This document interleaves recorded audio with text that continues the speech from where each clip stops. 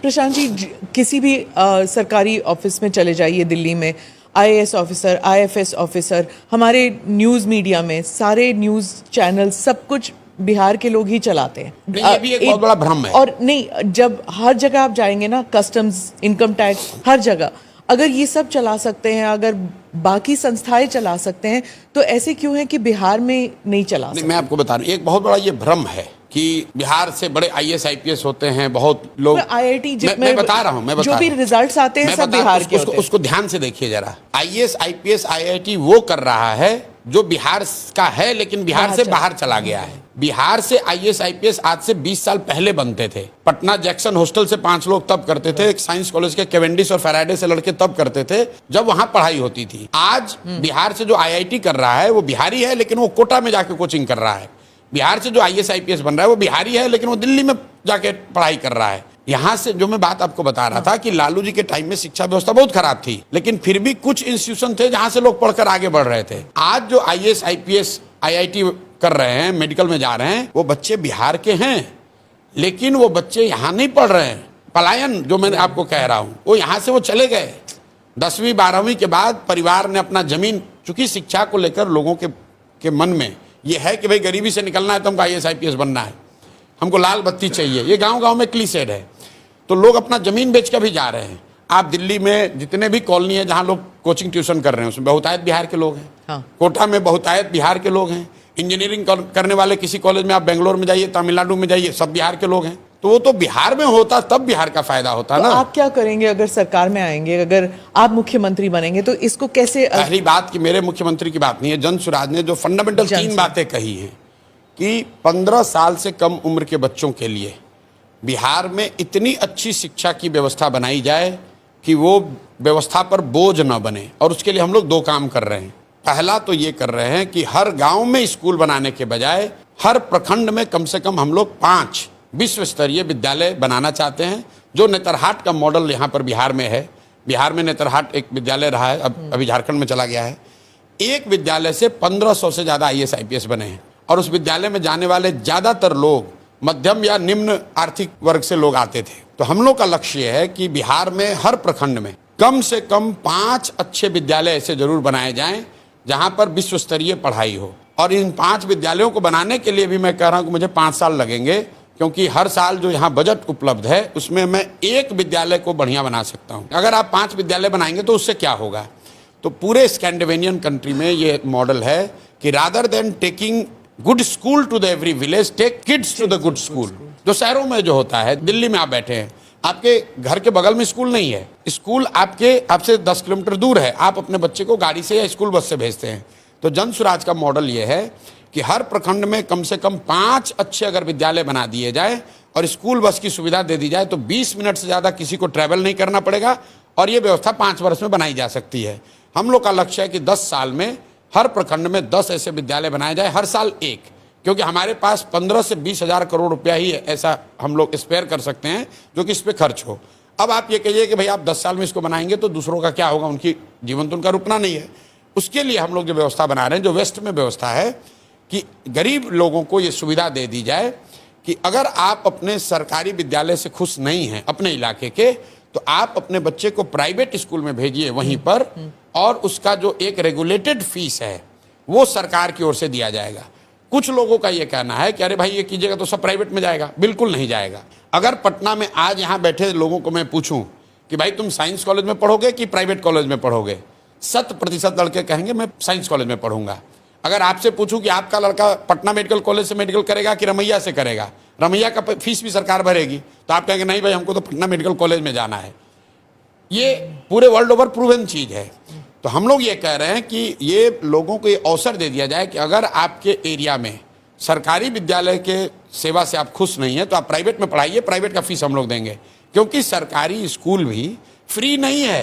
हाँ। ये लोगों का नोशन है कि सरकारी विद्यालय फ्री है। भाई सरकारी विद्यालय को चलाने में औसतन यहाँ एक बच्चे पर करीब करीब प्राइमरी विद्यालयों का खर्चा आ रहा है 850 रुपया प्रति विद्यार्थी। 60,000 करोड़ रुपया खर्च हो रहा है, और जितने बच्चे उसमें पढ़ रहे हैं प्रति विद्यार्थी अगर आप निकालेंगे तो 850 रुपये खर्चा आ रहा है। और जो वहां पर प्राइवेट स्कूल है उसका खर्चा 400 है, 300 है, 250 है। तो व्हाट वी आर सेइंग, जो सरकारी विद्यालय है उसको अगले 5 से 10 साल में इतना अच्छा बनाया जाए कि वो एस्पिरेशनल विद्यालय बन जाए, और तब तक जो गरीब लोग हैं उनको ये सुविधा दी जाए कि आप प्राइवेट में अपने बच्चे को पढ़ाइए, उसका रेगुलेटेड फीस सरकार देगी। तो जो बजट अवेलेबल है अभी हम लोग के पास, उससे उसको हम लोग 3 भाग में बांटना चाह रहे हैं। एक 15 से 20 हजार करोड़ रुपया हम लोग ये नए वर्ल्ड स्केल के स्कूल बनाना चाहते हैं, उस पर खर्च करना चाहते हैं। हर साल 550 विद्यालय बनाएंगे, तो अगले 5 साल में 2500, अगले 10 साल में 5000 विद्यालय बन जाएंगे। उस पर करीब करीब 5 लाख करोड़ रुपया हम लोग खर्च करना चाहते हैं। ऐसे तो आप 3 इलेक्शन जीतना होगा आपको। तो हम इलेक्शन जीतने के लिए काम नहीं कर रहे हैं। देखिए कोई आकर जब तक आप इलेक्शन नहीं जीतेंगे तब करेंगे 10 साल की बात कर रहे हैं, एक इलेक्शन अभी और एक इलेक्शन बाद में। जिस दिन काम कर दिया तो दूसरा इलेक्शन अपने आप बैठ के जीतेंगे, उसकी चिंता नहीं है। मैं उनमें से नहीं हूं जो ये कहेगा कि मैं आऊंगा और कल बिहार की व्यवस्था सुधर जाएगी। नहीं सुधरेगी। अगर आपको वर्ल्ड क्लास स्कूल बनाने हैं तो उसके लिए 10 साल का प्लान होना चाहिए, 5 लाख करोड़ रुपए लगेंगे, और उसको मैं बता रहा हूं कि इंक्रीमेंटली कैसे 10 साल में किया जाएगा। 1/3 बजट हम लोग अभी की जो व्यवस्था चल रही है इसको एफिशिएंट और बेहतर बनाने में खर्च करेंगे, और 1/3 जो हमारा बजट है अभी एजुकेशन का, उसका हम लोग खर्च करना चाहते हैं जो प्राइवेट में जाना चाहता है उसको उसका फीस भरने के लिए। फोकस शिक्षा है। दूसरी बात हम लोग ये कह रहे हैं कि 0 से 15 के लिए शिक्षा है, और 15 से जो 50 साल का है उसको हम लोग कह रहे हैं कि उसके हाथ में पूंजी दिया जाए, उसको हाथ में सस्ता ऋण दिया जाए ताकि वो काम कर सके। जैसे आपके यहाँ दिल्ली में, मैं इंटरेस्ट सबवेंशन की बात कर रहा हूँ, क्योंकि ग्लोबली अगर आप देखेंगे डेवलपमेंटल इकोनॉमिक्स के को पढ़ेंगे तो आप पढ़ेंगे तो उसको देखेंगे कि ग्रांट के मुकाबले soft loan are more effective. 3% loan पर, जैसे 1% इंटरेस्ट पे मोदी जी ने बुलेट ट्रेन के लिए लोन लिया है, तो समाज को, राष्ट्र को ये चिंता है कि भैया 1 लाख करोड़ रुपया वापस करना है। अगर जापान ने वही पैसा 1 लाख करोड़ रुपया आपको ग्रांट के तौर पे दे दिया होता तो लूटपाट हो जाएगा, कोई चिंता नहीं करेगा, पाकिस्तान वाला हो जाएगा। तो ये ग्लोबली प्रूवन मॉडल है कि ग्रांट जब आपको मिलता है तो आप उसको रिस्पेक्ट नहीं करते हैं। तो बिहार में हम लोग इंटरेस्ट सबवेंशन स्कीम लाना चाहते हैं, जहां आपको 10%, 12% ब्याज ना देना पड़े, 4% ब्याज देना पड़े। अगर आप रोजी रोजगार का अवसर यहाँ पैदा करेंगे, पहले आप 3 फंडामेंटल चीज समझिए। 0 से 15 में हम चाहते हैं कि बच्चों के लिए पढ़ाई की व्यवस्था इतनी अच्छी हो कि वो आगे चलकर व्यवस्था पर बोझ ना बढ़े। 15 से 50 के लोगों को हम लोग वो पूंजी उपलब्ध कराना चाहते हैं ताकि वो अपने पैर पर खड़ा हो। वो पूंजी आएगा कहाँ से, वो मैं आपको बता रहा हूँ। और 50 साल से ऊपर के जो लोग हैं, जो ना पढ़ सकते हैं ना रोजी रोजगार कर सकते हैं, वो करीब करीब 1.5 करोड़ की आबादी है। उसके लिए मैं चाहता हूं कि 2000 रुपये महीने की व्यवस्था हो जाए ताकि वो बेसिक डिग्निफाइड लाइफ जीत सके। फंडामेंटली यही 3 बात कह रहे हैं। अब आप ये कह सकते हैं कि ये इतने बड़ी, जो सबसे बड़े 15 से 50 का समस्या है कि इनको रोजगार कैसे दोगे, पलायन कैसे रुकेगा, इनको पूंजी कहां से आएगी। इसके लिए सिंपल बात है, बिहार में लोगों का पलायन इसलिए हो रहा है क्योंकि यहाँ से पूंजी और बुद्धि का पलायन हो रहा है। पूंजी का पलायन का मतलब ये नहीं है कि हम बाहर से इन्वेस्टमेंट लाएंगे। पूंजी का पलायन का मतलब ये है, आप समझिएगा कि सीडी रेशियो जो है, जो रिजर्व बैंक जारी करता है, देश में अभी सीडी रेशियो है एवरेज 70, अभी हुआ था 74, तो देश में हंगामा हुआ, भाई कम करो, ज़्यादा पैसा दिया जा रहा है। बिहार में सीडी रेशियो 1990 से पिछले साल तक है 40%। इसका मतलब क्या है कि हर साल बिहार से, पिछले साल बिहार से करीब करीब 2.25 लाख करोड़ रुपया बैंकों ने बिहार के लोगों का यहाँ से ट्रांसफर किया है दूसरे राज्यों में, वहां पर रोजी रोजगार के लिए। तो तेलंगाना में सीडी रेशियो, आंध्रा में, गुजरात में, तमिलनाडु में, केरल में सीडी रेशियो कितना है? 90, 95, 100, 105। नहीं है ना, इसीलिए तो इंडस्ट्री कैसे, कोई लेना देना नहीं है। इन्वेस्टमेंट तो उसी में जा रहा है। नहीं, बिल्कुल नहीं। आप तो इतनी बड़ी पत्रकार हैं, आप जाकर देखिए कि जितनी बैंकिंग, HDFC जितना बैंक लोन देता है, वो तो 2/3 लोन रिटेल लोन है, वो SME का लोन नहीं है, वो इंडस्ट्री का लोन नहीं है। सारी जो बैंकिंग इंडस्ट्री है, 70% इंडिया की इकोनॉमी, 64% तो सर्विस सेक्टर में है। रिटेल भी तो नहीं रिटेल है, तो उसके लिए कंजम्पशन बढ़ना चाहिए। यहाँ पर आप अपने बच्चे को पढ़ाना चाहते हैं, उसके लिए लोन लेना है, उसके लिए इंडस्ट्री की क्या जरूरत है? आप मोटरसाइकिल खरीदना चाहते हैं, उसके लिए आपको पर्सनल लोन चाहिए। अगर आपको गाड़ी खरीदनी है, आपको यूट्यूब चलाना है, आपको एक छोटा दुकान खोलना है, उसके लिए इंडस्ट्री की क्या जरूरत है? अगर IT हब बन जाएंगे तो लोग आएंगे। मैं बिल्कुल उसके पक्ष में नहीं हूँ, वो लेटर स्टेज में होगा। जब तक यहाँ पर कंजम्पशन नहीं बढ़ेगा, look at the figure of per capita expenditure in Bihar. हम लोग इनकम की बात करते हैं, better economic indicator is expenditure indicator, कि लोग कितना खर्च कर रहे हैं। बिहार में पर कैपिटा एक्सपेंडिचर जो है वो देश में सबसे कम है। हाँ। तो आप जब खर्च ही नहीं करेंगे तो कोई इंडस्ट्री क्यों लगाएगा? जब पैसे है नहीं तो खर्च क्या करेंगे? हाँ, बिल्कुल सही बात। पैसे क्यों नहीं है? पैसे नहीं होने की दो वजह है। एक तो आपकी इनकम कम है, और दूसरा जो पैसा है भी, वो पैसा जब आप बैंक में रखते हैं तो बैंक वाले उसको दूसरी जगह ट्रांसफर कर रहे हैं। There are only two source of credit. एक जो पैसा आप कमाकर खर्च के बाद बचाते हैं वो आपका कैपिटल है, और दूसरा जो बोरोड कैपिटल है जो आप बैंक से लेते हैं। ठीक है, अगर बिहार में 70% क्रेडिट सीडी रेशियो हो तो हर साल बिहार में 2.25 लाख करोड़ रुपया, ध्यान दीजिए, 2.25 लाख करोड़ रुपया बिहारियों का पैसा एक्स्ट्रा इन्वेस्ट होगा। उसके लिए किसी इंडस्ट्री की जरूरत नहीं है। हम लोग ये चाहते हैं कि एज ए फर्स्ट स्टेप जो बिहार का पैसा है वो बिहार में लोगों को ऋण मिले।